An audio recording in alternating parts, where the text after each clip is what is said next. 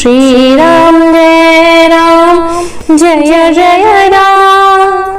जय सीताराम। नवरात्रि के 9 दिनों में श्री रामचरितमानस पाठ करने का इतना ज्यादा महात्म्य है, इतना ज्यादा फल है कि इसका वर्णन मुंह से किया ही नहीं जा सकता है। लेकिन फिर भी थोड़ा बहुत अपने ज्ञान के अनुसार बताना ही पड़ेगा ताकि सब लोग इसका लाभ उठा सकें, केवल मैं ही नहीं।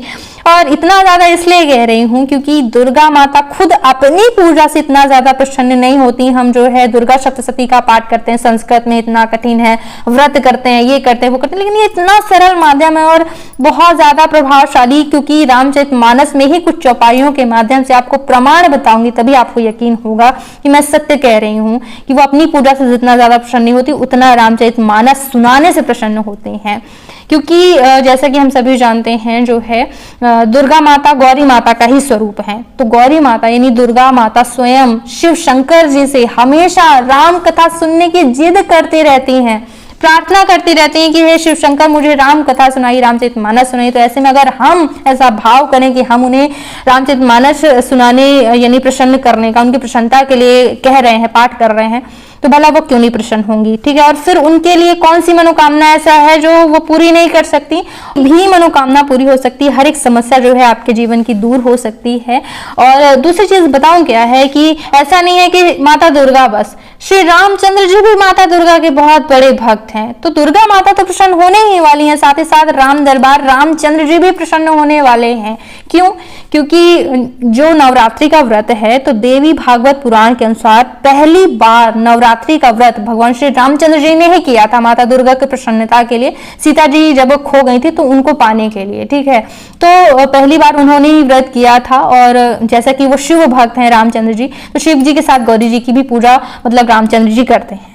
ठीक है। तो वो भी भक्त हैं। और जैसे कि हम अगर पढ़ते हैं रामचरितमानस तो अपने भक्तों की, जैसे कि माँ बाप अपने बच्चों की जो है तारीफें सुनने में ज्यादा खुश होते हैं। ठीक है। तो इसमें हनुमान जी की कथा है और रामचंद्र जी, माता सीता, उनके माई बाप सब कुछ, तो वो सुनने में प्रसन्न होते हैं। अपनी हम कोई पुरानी बातें अगर हमको कोई सुनाए तो कितना अच्छा लगता है, ध्यान से सुनते हैं कि हाँ ऐसा ऐसा हुआ था, मैं छोटी थी, मैं ऐसी थी, कितना अच्छा लगता है। तो रामचंद्र जी माता सीता को अपनी बातें जो है, अपनी लीलाएं सुनने में आनंद प्राप्त होता है। और ये लीलाएं हम ऐसा अगर भाव करें कि दुर्गा माता को सुना रहे हैं तो और क्या बात है, सोने पे सुहागा। फिर एक और प्लस पॉइंट क्या है कि जहां राम कथा हो रही हो वहां हनुमान जी ना आए, ऐसा तो हो ही नहीं सकता। और हनुमान जी को तो कलयुग में रहने का वरदान है, वो कलयुग में मतलब रहते हैं, जल्दी मनोकामनाएं पूरी करते हैं, जल्दी समस्याओं का समाधान करते हैं।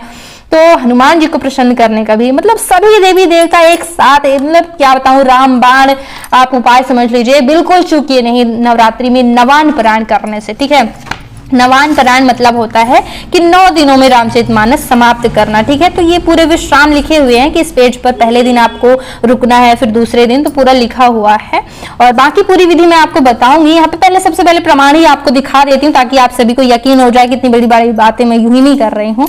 देखिए यहाँ पे गौरी माता शिव शंकर से कहती है, मैं आपको गा कर सुना देती हूँ तो आपको ये भी पता चल जाए कैसे गाना है, कैसे पाठ करना है। ठीक है।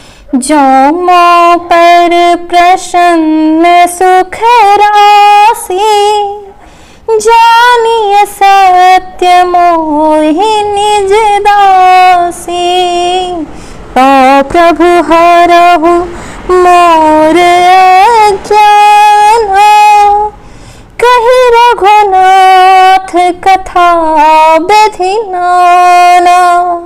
श्री राम जय जय राम। गौरी माता कहती हैं शंकर जी से कि हे सुख की राशि, यदि आप मुझ पर प्रसन्न हैं, सचमुच मुझे अपनी दासी कहते हैं, जानते हैं तो हे प्रभु आप श्री रघुनाथ जी की नाना प्रकार की कथा कहकर मेरा अज्ञान दूर कीजिए। भला गौरी माता जो है अज्ञानी हो सकती है? नहीं, लेकिन इतनी बड़ी भक्त हैं, वो इतना प्रेम करती हैं, भक्ति करती हैं रामचंद्र जी की, वो कथा सुनना चाहती हैं। एक ही जगह नहीं, कई चौपाइयां हैं, एक ही जगह नहीं है। ये देखिए, हे प्रभु श्री रामचंद्र जी के अवतार की कथा कहिए, तथा उनका उदार बाल चरित्र कहिए, जानकी जी से विवाह कैसे हुआ ये कहिए, फिर बतलाइए कि राज्य छोड़ा सो किस दोष से छोड़ा। मतलब काफी चौपाइयां हैं और मतलब ये सिद्ध होता है कि गौरी माता जो है रामचंद्र जी की भक्त हैं, ठीक है, और सुनने से अति प्रसन्न होती हैं। तो इससे सरल साधन और प्रभावशाली माध्यम नहीं हो सकता। माता दुर्गा को प्रसन्न करने के लिए कठिन साधनों में मत जाइए। जरूरी नहीं है कि आप नहीं कर पा रहे हैं अगर नवरात्रि का 9 दिन का व्रत, तो ये करिए। अगर व्रत करके पाठ कर पा रहे हैं तो फिर क्या ही बात कहूँ, नहीं कर पा रहे हैं दोनों टाइम खाइए आप नमक का भोजन, दाल चावल रोटी सब्जी सब, लेकिन थोड़ा सा कोशिश कर सकते हैं कि 9 दिन में लहसुन प्याज का त्याग कर दीजिए। कुछ और नियम अगर आप मानना चाहते हैं ताकि जो है ये पूरा पाठ भी हो जाए पाठ करते समय, क्योंकि नींद भी बहुत ज्यादा आती है, कभी आंसू कभी मतलब अधोवायु यानी गैस बनने लगती है। 3-3.5 घंटे जो है बैठ करके पाठ करना होता है, क्योंकि काफी ज्यादा जल्दी दिनों में जो है समाप्त करना होता है। 132 पहला विश्राम यानी 132 पेज पहले दिन पढ़ने पड़ेंगे, 3.5 घंटे लग ही जाते हैं। तो इतना सामर्थ्य आपके पास होना चाहिए तभी आप पाठ शुरू कीजिएगा, लेकिन ऐसा नहीं है कि आप नहीं कर पाएंगे। ये करवाते भगवान है, आप यही छोड़ दीजिए करवाएंगे भगवान, हम नहीं कर रहे हैं कुछ। जब हम ये सोच लेते हैं हम करते हैं तो फिर बिल्कुल हमारे में कोई सामर्थ्य नहीं रहती है।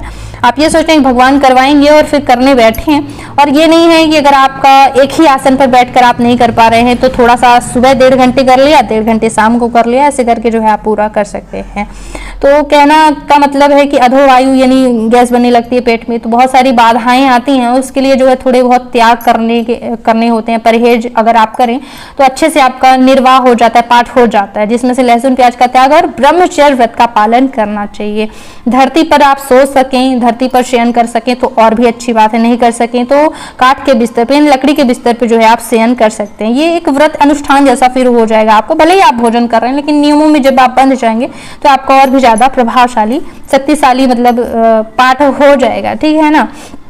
तो ये कुछ आप कर सकते हैं। और ऐसा है कि महिलाएं हैं नहीं कर पा रहे हैं ब्रह्मचर्य व्रत क्योंकि पति नहीं मान रहे हैं या फिर लहसुन प्याज जबरदस्ती उन्हें खाना ही पड़ रहा, बनाना ही पड़ रहा है, तो ऐसे में वो फिर कुछ नियम ना माने लेकिन पाठ जरूर करें, क्योंकि ना करने से बेहतर है कि कुछ जरूर करें। और ये इतने सभी देवी देवता प्रसन्न होने वाले हैं एक साथ, तो मौका चुकिएगा बिल्कुल नहीं, करिएगा जरूर, भले नियम ना मान पाए लेकिन करिएगा जरूर।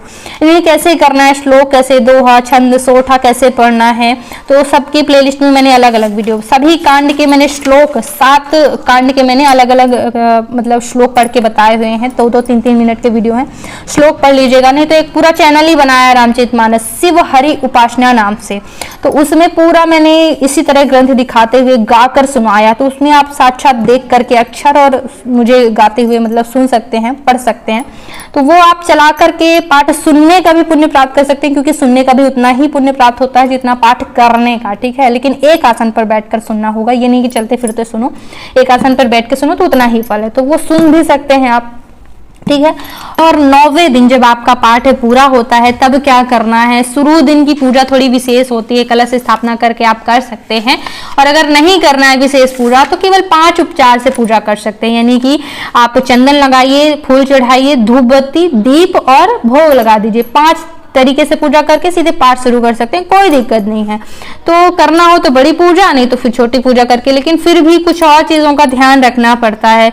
मतलब पाठ करने के बाद बीच में क्या क्या करना है उसके लिए अलग से वीडियो दूंगी, क्योंकि एक ही वीडियो में बहुत लंबा हो जाता है, तो ऊपर से नंबर देख के लोग वीडियो क्लिक ही नहीं करते, तो इतना लाभदायक चीज देख ही नहीं पाते। कुछ चीजें पैसे कमाने के लिए भी करती हूँ, लेकिन कुछ चीजें मतलब चाहती हूँ कि लोग लाभ उठाएं, ठीक है, धर्म की चीजें करें, तो लोग मतलब देखते ही नहीं है। तो इसलिए जो है अगले वीडियो में आपको बताऊंगी कि क्या कैसे करना है, लेकिन फिलहाल के लिए थोड़ा तैयारियां रखिएगा कि हाँ रामचरितमानस का पाठ हमें इस बार करना ही है। पहले विचार आता है फिर संकल्प बनता है। कोई प्रश्न हो तो छोड़ दीजिएगा प्रश्न कमेंट में, अगले वीडियो में कोशिश करूंगी उन प्रश्नों को शामिल कर सकूं। एक बार प्लेलिस्ट पे आके पूरे वीडियो देखने के बाद कमेंट करिएगा, क्योंकि फिर जो बता चुकी होती हूँ बार बार बताने में वीडियो बड़े हो जाते हैं। इस वीडियो को देखने के लिए बहुत बहुत धन्यवाद। राधे राधे।